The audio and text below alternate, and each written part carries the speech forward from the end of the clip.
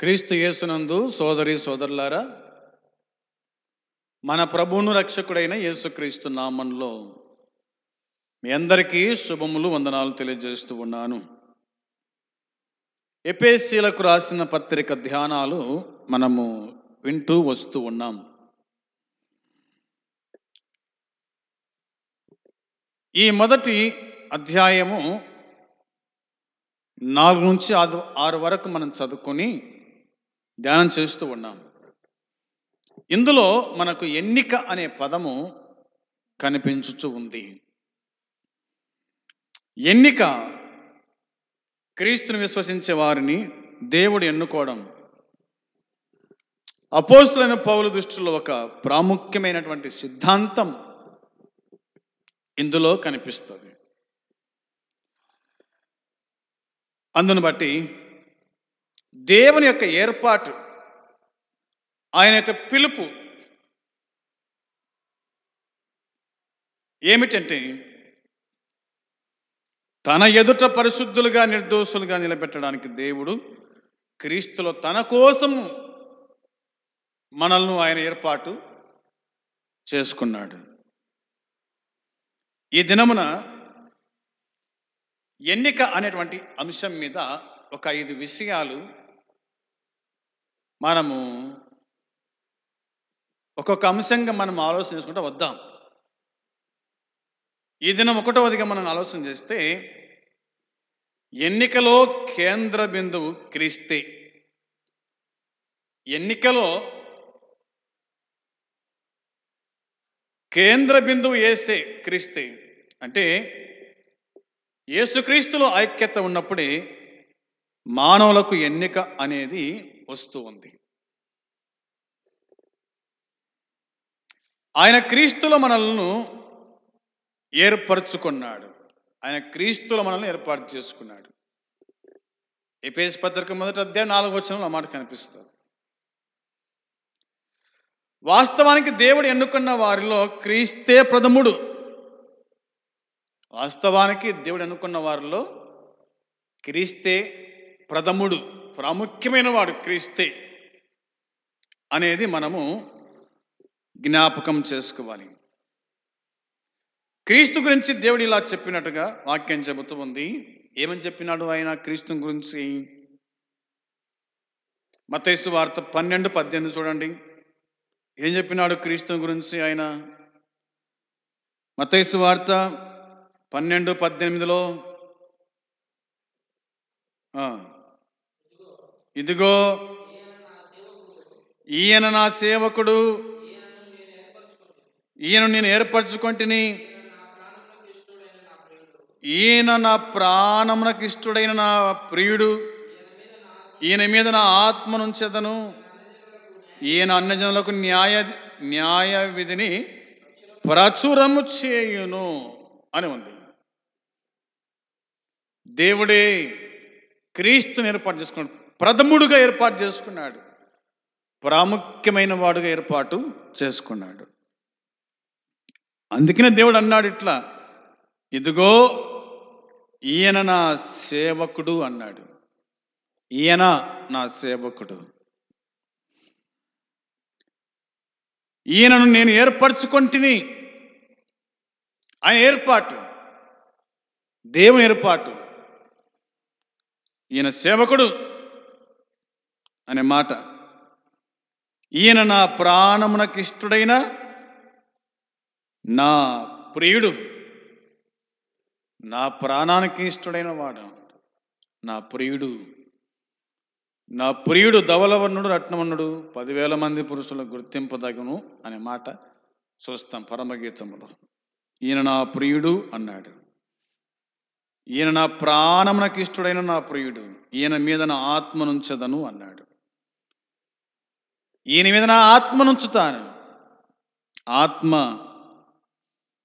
ఉంచుట. ఈయన అన్యజనులకు న్యాయ విధిని ప్రచురము చేయు. ఈయన అన్యజనులకు న్యాయ విధిని ప్రచురం చేసేవాడు, న్యాయము అన్యాయాన్ని తెలియజేసేవాడు. ఈయన అనే పదం కనిపిస్తుంది. ఈయన జగడమాడనట. వచనం 19. ఈయన జగడమాడడు, కేకలు వేయడు, వీధులలో ఈయన శబ్దం ఎవ్వనికి వినబడదు. ఈయన విజయమందుటకు న్యాయవిధిని ప్రబలము చేయు వరకు ఈయన నలిగిన రెల్లును విరువడు, మకమకలాడుచున్న అవిసనారను ఆర్పడు. ఈయన నామమందు అన్ని జనులు నిరీక్షించెదరు అనునదియే. ఈయన నామమందు అన్ని జనులు రక్షణ పొందుతారు, నిరీక్షించెదరు, విశ్వాసముంచుతారు అని బైబిల్ మనకు జ్ఞాపకం తీసుకొని వస్తుంది. ఈయన ప్రథముడుగా ప్రభువు యేసుక్రీస్తుని ఎంచినట్టుగా దేవుని వాక్యం మనకు జ్ఞాపకానికి తీసుకొని వస్తూ ఉంది. ఇంకేం రాయబడింది ఈయన గురించి? 42వ అధ్యాయం యెషయా గ్రంథం 1వ వచనము 6వ వచనం. 42వ అధ్యాయం చూడండి. దేవుని వాక్యం మనకు చెప్తున్న మాట చదవాలి. 42వ అధ్యాయము 1వ వచనం, 1వ వచనం. ఇదిగో నేను ఆదుకును నా సేవకుడు, నేను ఏర్పరచుకున్న వాడు, నా ప్రాణం నాకు ప్రియుడు, అతని యందు నా ఆత్మ నుంచి ఉన్నాను. అతడు అన్యజనులకు న్యాయము కనపరచును. 6వ వచనం చూడండి.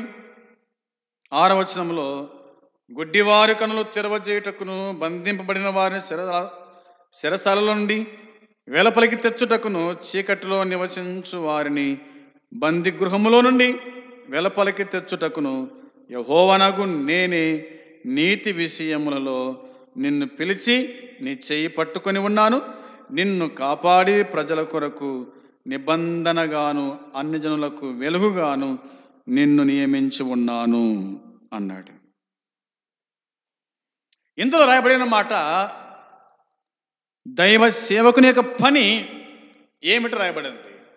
అంటే దేవుని దాసుని యొక్క పని ఏమిటో ఇందులో కనిపిస్తుంది. ఆయన పని ఏమిటి? ఆయన పని ఏమిటి? ఆయన పని అంటే మనం చదువుకున్నట్టుగా ఆయన కేకలు వేయడు, అరువడు, తన కంఠస్వరము వీధిలో వినబడనీయడు. నలిగిన రెల్లును అతడు విరవడు, మకమకలాడుచున్న జనపనార వత్తిని ఆర్పడు. అతడు సత్యమును అనుసరించి న్యాయము కనపరచును. దేవుని సేవకుని పని. భూలోకమున న్యాయము స్థాపించు వరకు అతడు మందగిల్లడు, నలుగోడు, పడడు అన్నమాట. దీపములు అతని బోధ కొరకు కనిపెడతాయంట. ఆకాశమును సృజించి వాటిని విశాలపరచి భూమిని అందులో పుట్టిన సమస్తమును పరచి దాని మీదనున్న జనులకు ప్రాణమును, దానిలో నడుచు వారికి జీవాత్మను ఇచ్చును. దేవుడైన యెహోవా ఇలాగ సెలవిస్తున్నాడని దేవుని వాక్యము చెప్తుంది.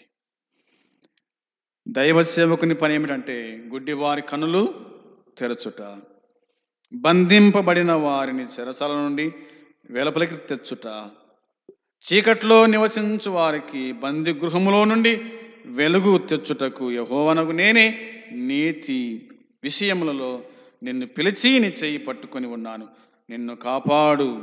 నిన్ను కాపాడి ప్రజల కొరకు నిబంధనగా అన్నజనులకు వెలుగుగా నిన్ను నియమించునని చెప్పేసి దేవుడైన యెహోవా యేసుక్రీస్తుని గురించి ఆయన పలికిన మాట ఇందులో మనము చూడగలుగుతున్నాము. దేవుని దాసుని యొక్క పని ఇందులో మనకు కనిపిస్తూ ఉంది. అదే కొనలో మనం చూడగా పేతురు రాసిన మొదటి పత్రిక 2వ అధ్యాయము 4వ వచనం. పేతురు రాసిన మొదటి పత్రిక 2వ అధ్యాయము 4వ వచనాన్ని మనం చూడగా, మనుషుల చేత విసర్జింపబడినను దేవుని దృష్టికి ఏర్పరచబడినదియు అమూల్యమును సజీవమునై ఉన్న రాయగు ప్రభువునొద్దకు వచ్చిన వారమై యేసుక్రీస్తు ద్వారా దేవునికి అనుకూలములకు ఆత్మ సంబంధమైన బలు నర్పించుటకు పరిశుద్ధ యాజకులుగా ఉండుటకు మీరును సజీవమైన రాళ్ల వలె ఉండి ఆత్మ సంబంధమైన మందిరముగా కట్టబడుచు ఉన్నారు. ప్రియమైన వాళ్ళారా, దేవుని వాక్యం చెబుతున్న మాట మనం ఆలకించి ఉన్నాం. మనుషుల చేత విసర్జించబడినను దేవుని దృష్టికి ఏర్పరచబడినదియు అమూల్యమైనదియు సజీవమునై ఉన్నాం రాయగు ప్రభువునొద్దకు వచ్చినాం. ఆయన సజీవుడు, ఆయన పరిశుద్ధుడు, అమూల్యమైన వాడు, జీవం గలవాడు. కాబట్టి ఏర్పరచబడిన వారు అనే మాట, ఏర్పరచబడిన వారు, ఏర్పరచబడిన వారు ప్రభు ఎద్దుకు వస్తారు, ప్రభుతో పాడుంటారు అనే మాట ఇందులో మనకు కనిపిస్తూ ఉంది. కాబట్టి దేవుని చేత ఏర్పాటు చేయబడిట అనే మాట ఇందులో మనం చూస్తూ ఉన్నాం. అలా దేవుడు ఎన్నుకున్న క్రీస్తే మన ఎన్నికకు మూలం. దేవుడే ఏర్పరిచిన క్రీస్తే ఆయన మన ఎన్నికకు మూలం. క్రీస్తుతో కలిసి ఉన్నప్పుడే మనము ఎన్నికైన వారిలో చేరగలము అనే మాట కనిపిస్తుంది. క్రీస్తులో ఉండే మనము ఎన్నికకు వచ్చిన వాళ్ళము, ఎన్నిక చేయబడిన వాళ్ళము, ఎన్నికైన వారితో మనము చేరగలము అనే మాట ఉంది. కాబట్టి విశ్వాసము ద్వారా క్రీస్తు ఐక్యాన్ని వ్యక్తిని దేవుడు ఎన్నుకోవడం జరగదు అనే మాట మనకు కనిపిస్తుంది. ఈ బైబిల్లో మనం చూస్తే ఇలాగ దేవుని వాక్యం చెబుతున్న మాట గమనించగలుగుతాం. ఎఫెసీ పత్రిక 1వ అధ్యాయంలో 4, 5, 6 వచనాలు, 7, 9 వచనాలు కూడా చూడాలి. మనము ఒకసారి అలా జ్ఞాపకం చేస్తాను మీకోసమై. మనం దాదాపుగా 6 చదువుకున్నాం, 6 వరకు. ఇప్పుడు రండి వచనం 7 చదువుదాం. 7వ వచనంలో క్రీస్తు యేసునందు మనలను ఆయనతో కూడా లేపి పరలోకమందు ఆయనతో కూడా కూర్చుండబెట్టెను అనే మాట ఉంది. వచనం 9 చూడండి. అది క్రియల వలన కలిగినది కాదు గనుక ఎవడను అతిశయపడ వీలు లేదు అని మనకు కనిపిస్తుంది. వచనం 10, మరియు వాటి యందు మనము నడుచుకున్న వలనని దేవుడు ముందుగా సిద్ధపరిచిన సత్క్రియలు చేయుటకై మనము క్రీస్తు యేసునందు సృష్టింపబడిన వారమై ఆయన చేసిన పని అయి ఉన్నాం. మనం ఆయన పని, ఆయన మనం చేశాడు, ఏర్పాటు చేసుకున్నాడు. మనము క్రీస్తు యేసునందు సృష్టింపబడిన వారమై ఆయన చేసిన పని అయి ఉన్నాం. ఆయన మనల్ని చేశాడు. అది దేవుని వాక్యం మనకు గుర్తు చేస్తూ ఉంది. వచనం 12, 13 చదువుదాం. ఇందులో మనకు కనిపించే మాట చూడండి. ఆ కాలమందు ఇశ్రాయేలుతో సహా పౌరులు కాక పరిశుద్ధులను వాగ్దాన నిబంధనలు లేని పరజనులను, నిరీక్షణ లేని వారును, లోకమందు దేవుడు లేని వారునై ఉండి క్రీస్తుకు దురస్తులై ఉంటిరని మీరు జ్ఞాపకము చేసుకోండి. అయినను మునుపు దురస్తులైన మీరు ఇప్పుడు క్రీస్తు యేసునందు క్రీస్తు రక్తము వలన సమీపస్తులై ఉన్నారు. మునుపు మీరు దురస్తులు. ఎప్పుడు? దేవుని నమ్మనంత కాలం, ఎరగని కాలం అంతా కూడా మనం దేవుని దురస్తులమై ఉన్నాం.